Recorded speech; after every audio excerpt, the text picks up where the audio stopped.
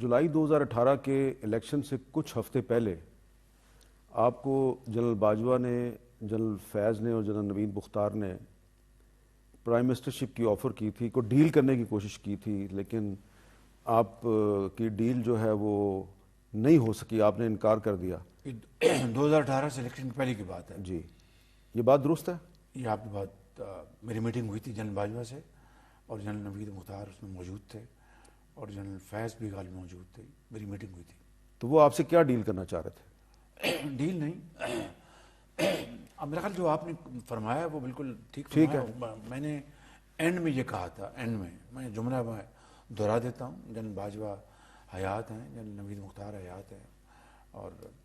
اگر آپ نے یہ بات نہ کی ہوتی تو میں یہ بات کبھی نہ کرتا۔ میری ایک اصول ہے کہ اس سینے میں بڑے راز دفن ہیں، اور بھی بڑے بڑے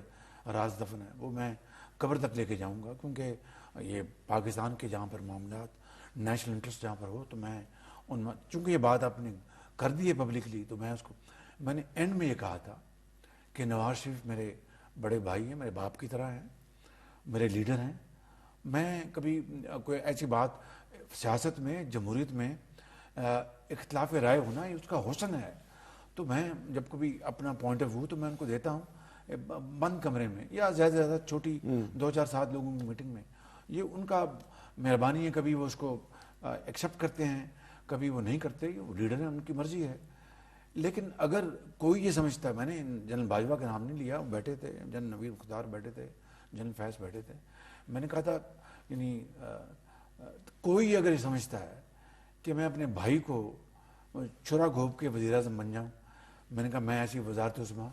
10 مرتبہ قربان کر دوں گا۔ دیکھیے نواز شریف وہ لیڈر ہے جس نے